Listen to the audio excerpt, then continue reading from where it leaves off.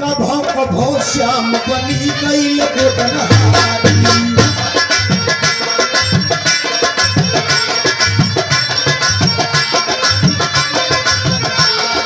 कभो कभो श्याम बनी गईल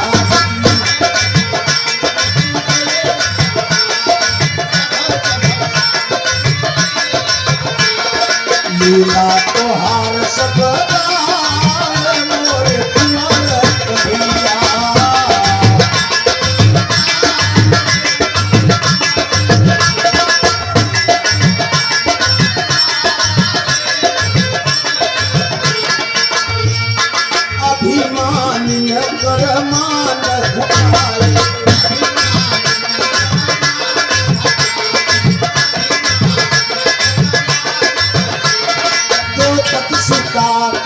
चीर गढ़ाए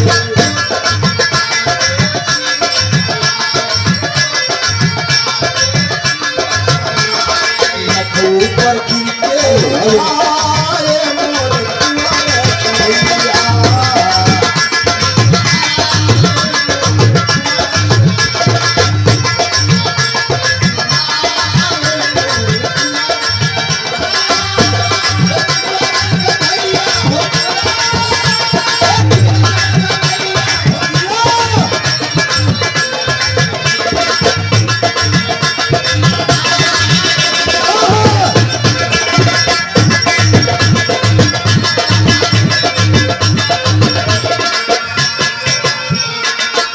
भजन के प्रस्तुति में दर्ज बदल के छोटा सा प्रसंग है नोट करेंगे आप लोग कहना बात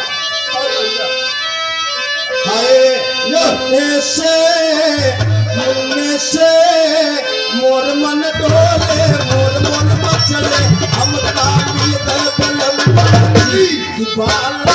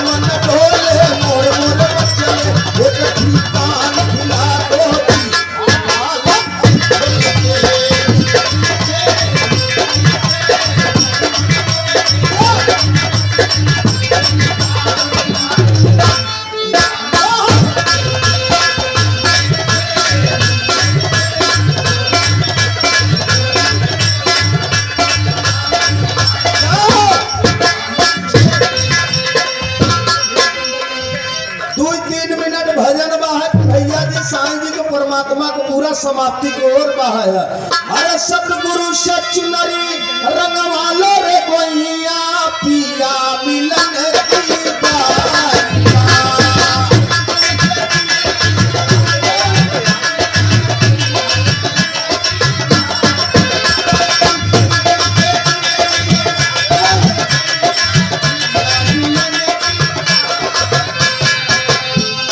सतगुरु रंग छोड़ाए लक्ष्मण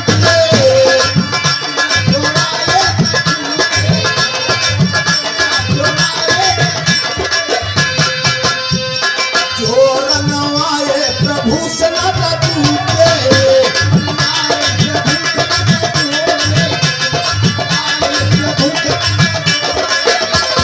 भला टूटे तार जोड़वाइला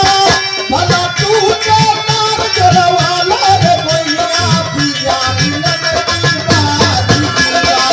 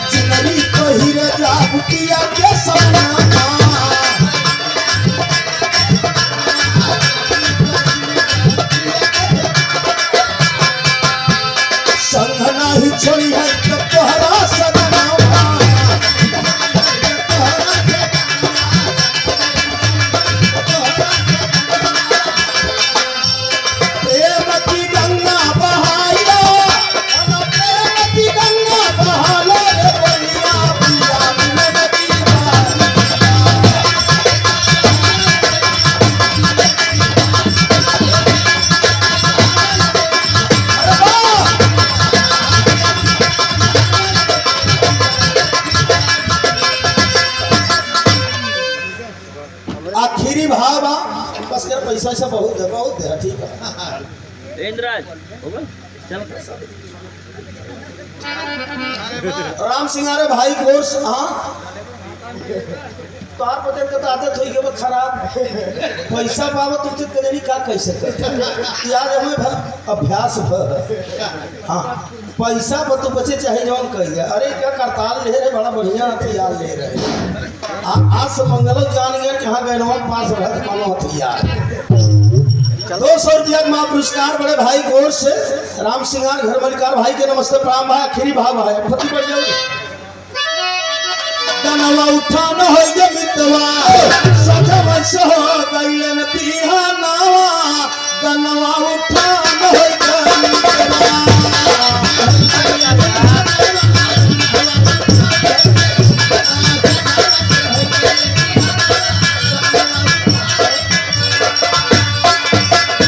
सब भैयन के लागी चरणवा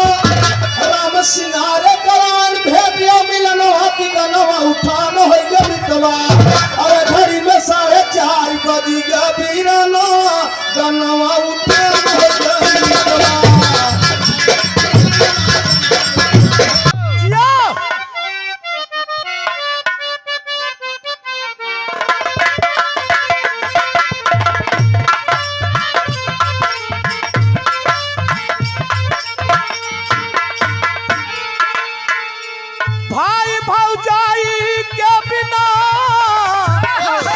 सफाई के बिना घरवा नीकन लागई सुना बाती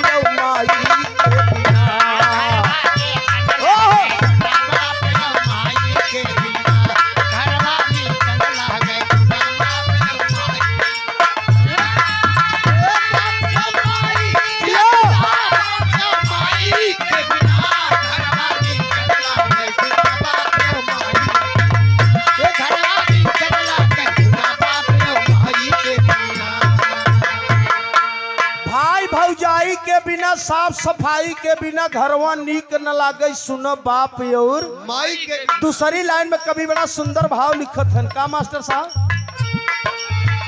ज्ञान पढ़ाई से मिले अपूर्ण कमाई से मिले आशीर्वाद सभी को गुरु बाप और माई से मिले सभी को गुरु बाप और माई से मिले आशीर्वाद सभी को गुरु बाप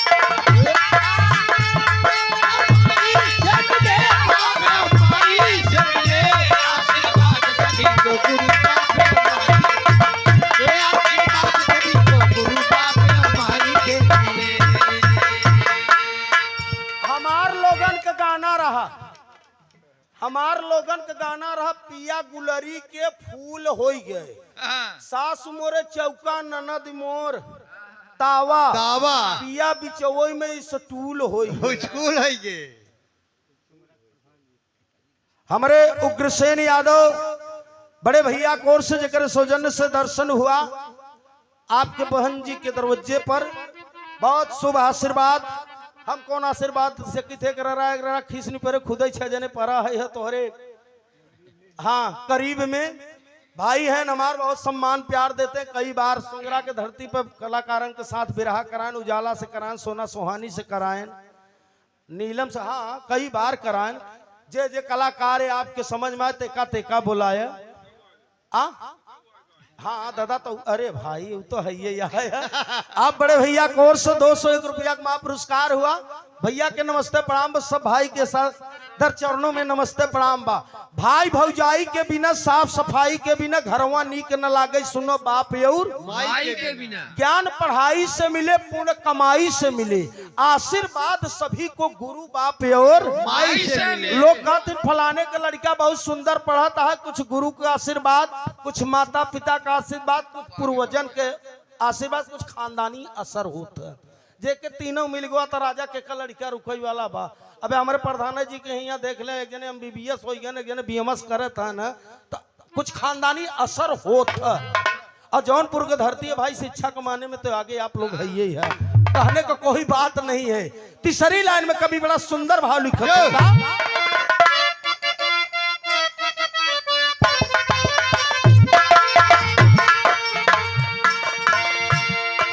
मछरी जाल से मौत काल से हाल खून से मिलता।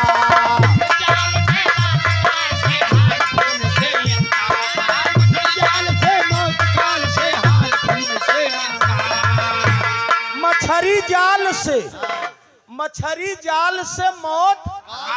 हाल से मिलता। चला जा तालाब पर अब हाँ के छोटका वाला उ का कहथिन कि फसैला तो लोग कसार कहाँ बस 1 किलो पाए है और साटा लेके जाब 4-6 कुंटल इकट्ठे खींच लेबा। सटवा में बड़ा मेहनत लागत है देखा तालाबन में। हाँ मछरी जाल से मौत कहाँ भैया फलाने के एक्सीडेंट हो मर गए कहाँ ये भैया भाई तो रहे नहीं घर में कहाँ का करबन कर मौत आएगी मौत बुलाई नहीं सुनकर। सेवा में श्रीमान बड़े भैया हमारे राजेंद्र यादव डाही पट्टी प्रतापगढ़ के धरती से बड़े भाई कोर्स 101 रुपया का पुरस्कार साहब को नमस्ते प्रणाम बाजी। दिनेश लाल यादव भाई डाही के धरती से भाई कोर्स बहुत माँ पुरस्कार नमस्ते प्रणाम सब भैया के चरण छू के पलगी प्रणाम बा। मछरी जाल से मौत काल से हाल खून से मिलता है। डाकिया बेचारे हेराई गए चिट्ठी चौपाती एकदम बंद हो गया है। अब आजकल हाल खून से ऐसे एक दिन एक ठेनी लड़की रही औरत का लड़की तो अपने महतरिया से मास्टर साहब बतलात रही फोन में हेलो अम्मा का हाल चाल बा। महतरिया का बिटिया हाल चाल ठीक बा अपन बताओ का हाल बा बिट्टी सरसों कटता कि नहीं। लड़किया कहे अम्मा सरसों तो कटत आज 5-6 दिन हो हमार बूढ़ा मर गए। हाँ तो लड़किया के महतरिया कहे तोहार बूढ़ा मर गए कहे हाँ अम्मा कहा ये बिटिया मरी नहीं गए तोहार दिन लौटिया। आज 3 साल भरा जब से बिया के रहे सुख सठी रोटी कभू बिटिया खाऊ नहीं मरी नहीं गए बिटिया तोहार सास तोहार दिन लौटिए ताला चाबी मल के आना पाए कम से कम करबू खाबू सुख से रहबू तो के कहा था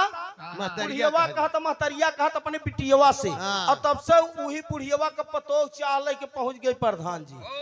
कहा अम्मा हला चाल नहीं ठंडी हो जाए कहाँ बतला तो कहाँ कतो नहीं रमदैया के लगे फोन लगा रहे तो आज 5-6 दिन होकर बूढ़ा मर गई। जब से बिया किया बिटिया हमार सुख सठी रोटी मरी नहीं गई ओकर सास हमारे बिटिया का दिन लवटिया पतोहिया का अम्मा है चाहिए ला एक बात कही नाराज न हो बूढ़ा कहा कह तू का कहा चाहत हो। पतोहिया का दीदी का तो बूढ़ा मर गए उनका तो दिन लवटी आए लेकिन अम्मा तू कहिया मरबू कि हमार दिन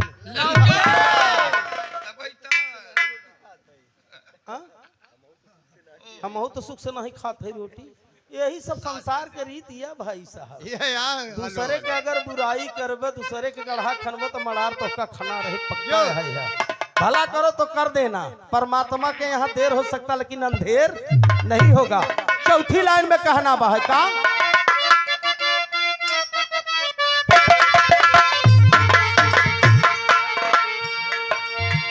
अच्छा सॉरी तीसरी लाइन में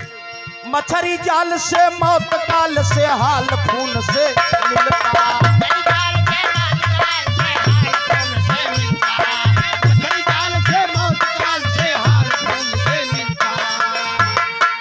मलाई से मिले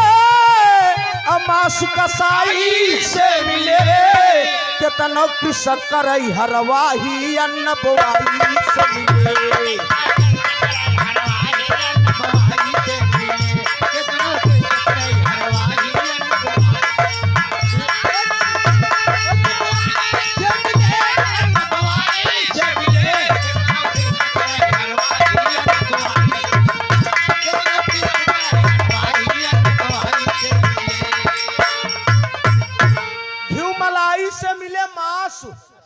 कसाई से मिले कितना कृषक करे हरवाही अन्न बोवाई से मिले। 5 बार खेत रोटावेटर से करा लेबे लेकिन एक बीज न डलबे तो का काट लेबे का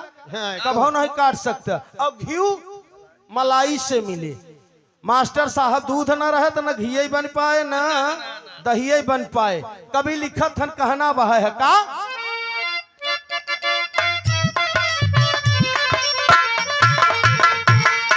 शीतल चंद से फांसी फंद से बंद छंद से मिलता।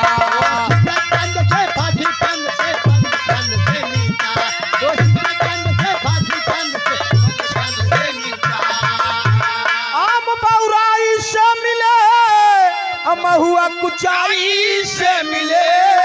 कतनौ मौज कर तू सारी मजा लुगाई से मिले मौज करा तो सारी मजा लुगाई से मिले कितना मौज करा तो सारी मजा लुगाई से मिले हो लुगाई से मिले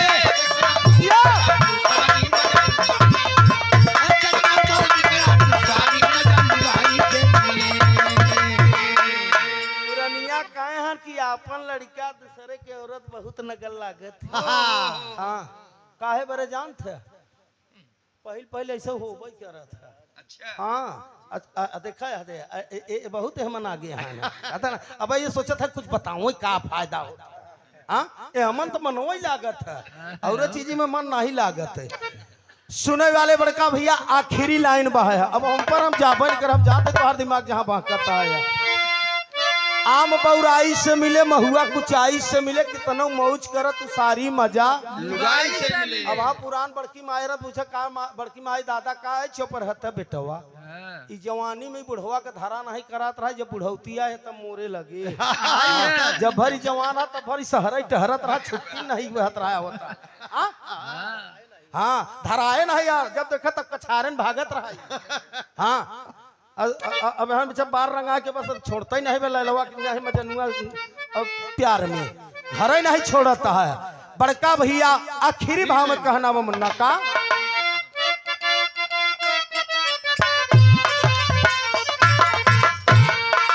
जीत दाव से चीज भाव से पार नाव से मिलता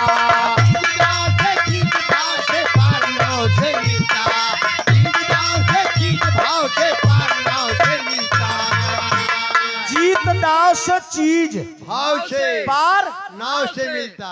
पहलवान अखाड़ा में जाते लौट के आवत थे जब तो उस्ताद पूछा थे काबे चलवा का कौन दावला कहाँ उस्ताद लगाए रहे धोबिया कहता चूतिया ना काला जंग मारे होते तो 2 सेकंड में उलट देते वहां कहते।